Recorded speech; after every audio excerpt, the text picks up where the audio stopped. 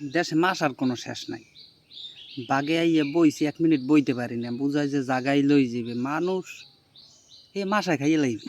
কথা কইছি আজকে একটু কিংজমের লই। ওর ভিতরেও যে একটা মানুষত্ববোধ, কিং জং উম ওরে চেনে নাই এমন কোনো লোক নাই।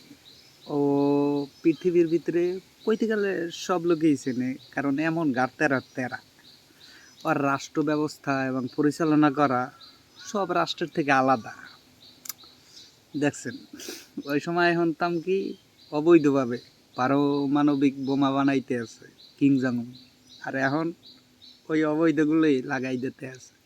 ওর দেশে আসলে ওইটাই বৈধ নাকি, কারণ ও যেটা করবে ওইটাই আইন ওর দেশে।